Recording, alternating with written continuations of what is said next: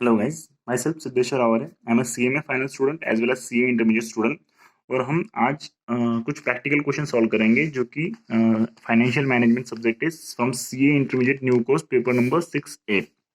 और हमने आज स्टार्ट किया है चैप्टर नंबर 7 से, दैट इज इन्वेस्टमेंट डिसीजन। हम उसे कैपिटल बजटिंग के नाम से भी जानते हैं। तो हम इसके लगभग इसमें 13 टू 14 प्रैक्टिकल क्वेश्चन है। हम सब सब वन बाय वन हम सॉल्व करेंगे। मैं आपके लिए वीडियोस डालूंगा सभी सभी प्रैक्टिकल प्रॉब्लम्स के सॉल्यूशंस के। तो हम आज क्वेश्चन नंबर 1 से स्टार्ट करेंगे। तो क्वेश्चन नंबर 1 हमें दिया है, the following data has been available for the capital project. Annual cash inflow 1 lakh, useful life 4 year है, सैलवेज वैल्यू 0 है, internal rate of return 12%। Internal rate of 12% मतलब आईआरआर जो होता है कि आईआरआर ऐसा रेट होता है कि जहां पर हमारी जो एनपीवी होती है, that is net present value, तो वो जीरो होती है। एनपीवी जीरो होना मतलब क्या है कि present value of outflow is equal to present value of inflow. हमें यहाँ पर हमें उन्होंने सामने प्रॉफिटेबिलिटी इंडेक्स दिया है और हमें क्या बोलना है, उन्होंने कैलकुलेट क्या करने के लिए बोला है उन्होंने। कॉस्ट ऑफ द प्रोजेक्ट हमें निकालनी है सबसे पहले, देन कॉस्ट ऑफ कैपिटल निकालना है, then third net present value निकालनी है, देन फोर्थ पेबैक पीरियड निकालना है। तो हमें यहाँ पे कुछ डिस्काउंटिंग फैक्टर्स दिए हैं जो कि हमें सोल्यूशन करते हुए काम आएंगे। सबसे पहले हम सोल्यूशन स्टार्ट करेंगे क्वेश्चन नंबर 1 का। तो क्वेश्चन नंबर 1 सोल्यूशन, सबसे पहले हमें निकालना है cost of project.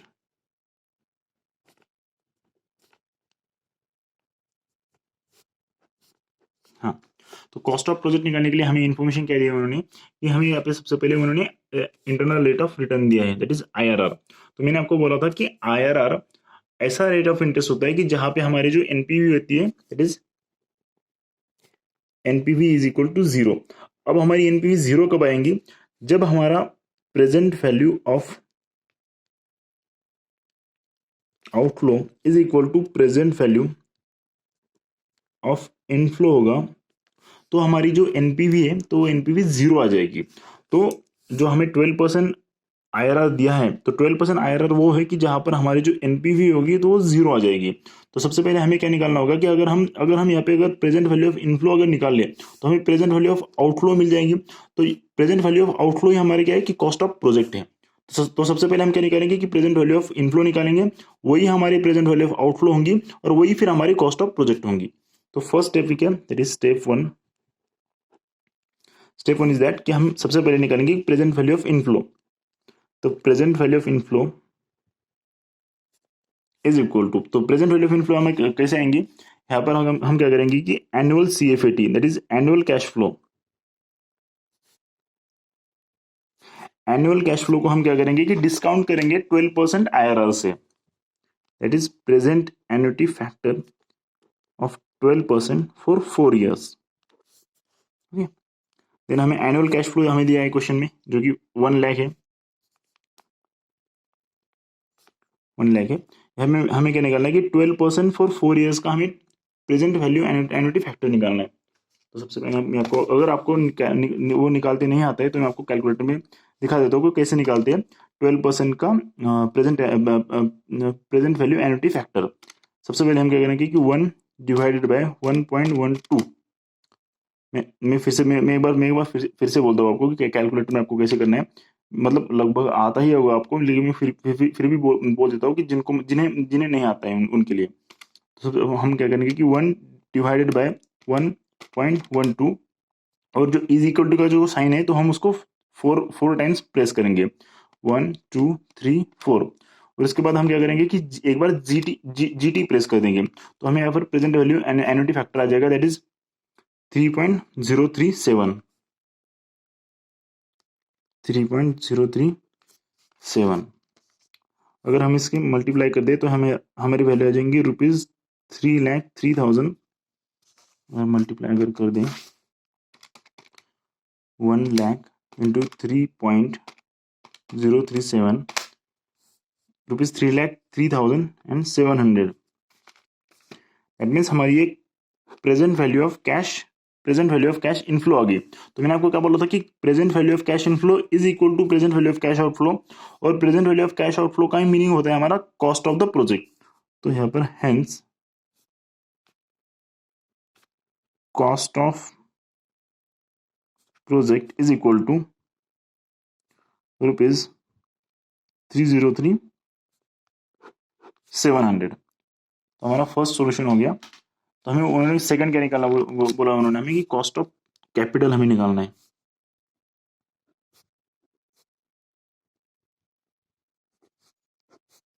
Cost of capital, तो कॉस्ट ऑफ कैपिटल क्या होता है ना कि डिस्काउंटिंग फैक्टर होता है।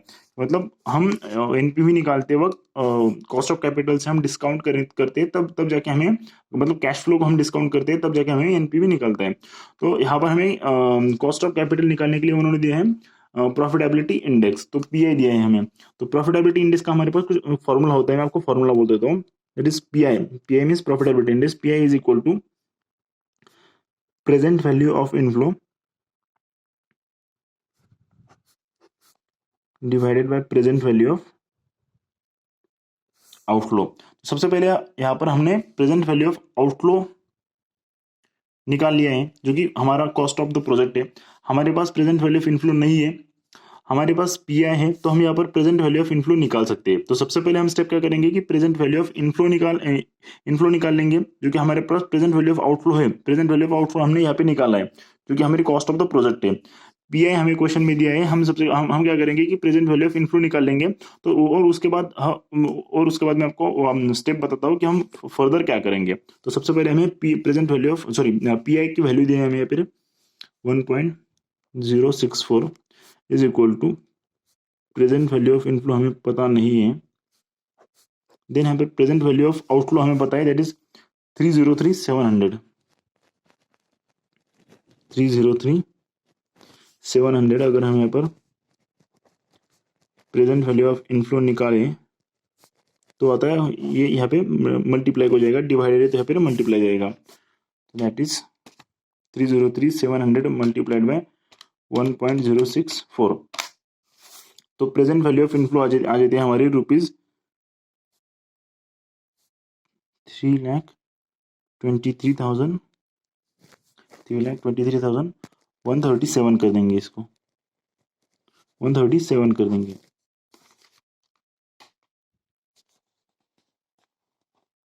ओके, तो हमें प्रेजेंट वैल्यू ऑफ इनफ्लो हमें मिल गई यहाँ पर। तो हमें निकालना क्या है कि हमें कॉस्ट ऑफ कैपिटल निकालना है।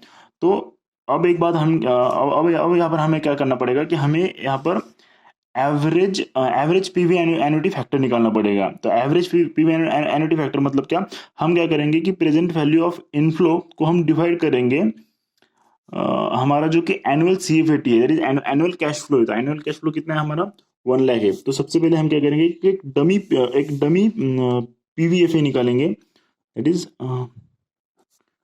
Dummy PVFA is equal to, हम क्या करेंगे कि 3,23,137 इसको हम डिवाइड करेंगे कि एनुअल कैश फ्लो से, जो कि हमारा है 1 लाख। तो हमें इससे क्या आ जाएगा कि हमें एक डमी पीवीएफए आ जाएगा, दैट इज प्रेजेंट वैल्यू पीवीएफए नहीं, PV annuity factor, PV annuity factor हमें आ जाएगा, पीवी एन्युटी फैक्टर। ओके, तो हमें एक डमी पीवी एन्युटी फैक्टर आ जाएगा, तो उससे हमें पता चल जाएगा कि हमारा कॉस्ट ऑफ कैपिटल कितना है। तो अगर मैं यहाँ पे इसको डिवाइड करूँ 3,23,137 divided by 1 lakh, that is 3.23, that is 3.23। तो ये 3.23 क्या है कि हमारा पीवी एन्युटी फैक्टर आया है, तो ये 4 ईयर्स के लिए आया है। मतलब ये 4 ईयर्स के लिए आया है। तो हमने क्या क्या होगा कि 10%, 12%, 13%, मतलब कोई तो भी ऐसा कुछ तो भी ऐसा डिस्काउंटिंग फैक्टर होगा कि जिसको डिस्काउंट जिसका 4 साल का पीवी एन्युटी फैक्टर 3.23 आता है, तो वही हमारा कॉस्ट ऑफ कैपिटल होगा। तो हम यहाँ पर क्या करेंगे कि बाय मेकिंग परम्यूटेशन कॉम्बिनेशन, तो मतलब हम एरर एंड ट्रायल मेथड का यूज करेंगे और हम देखेंगे कि किस रेट से हमारा 4 ईयर का पीवी एन्युटी फैक्टर 3.23 आता है, तो वो हमारा कॉस्ट ऑफ कैपिटल होगा। तो सबसे पहले हम क्या करेंगे कि 10% से चेक कर लेते हैं। दिस 1 डिवाइडेड बाय 1.1, 1 2 3 4, एक बार जीटी प्रेस करेंगे, दिस 3.16 आता है।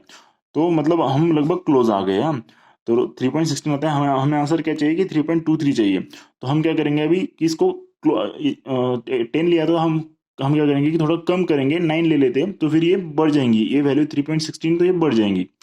दैट इज 9, हम इस बार 9 से ट्राई करेंगे, पहले हमने 10 से ट्राई किया था, वो 9 से ट्राई करेंगे अभी। 1 डिवाइडेड बाय 1.9, 1 2 3.34 GT। देखिए एग्जैक्ट मैच हो गया है, 3.23 3.23। इट मीन्स हमारा जो कॉस्ट ऑफ कैपिटल है तो 9% है, कॉस्ट ऑफ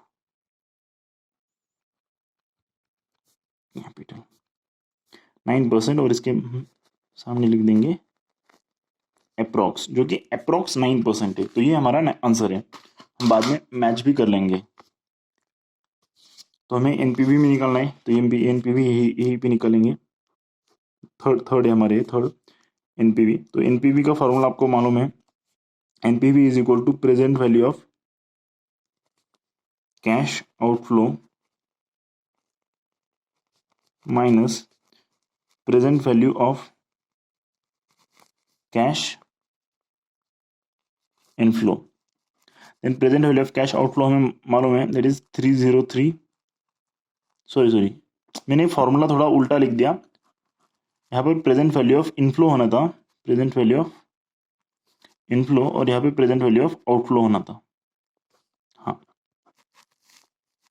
तो प्रेजेंट वैल्यू ऑफ इनफ्लो क्या है हमारा, प्रेजेंट वैल्यू ऑफ इनफ्लो ये हमने निकाला यहाँ पे, present value of inflow 3,23,137, it is 3,23,137। और प्रेजेंट वैल्यू ऑफ आउटफ्लो जो कि हमने यहाँ पे निकाला था, cost of the project, it is 3,03,700, 3,03,700।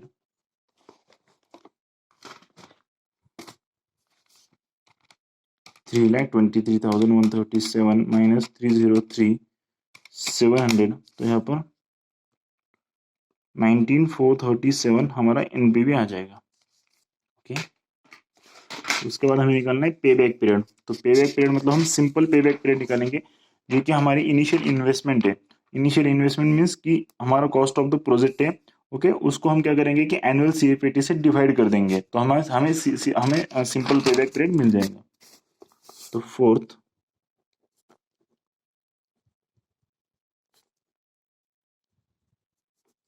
पे बैक पीरियड, तो पे बैक पीरियड का सबसे पहले मैं फॉर्मूला ही लिख लेता हूँ, that is initial investment divided by average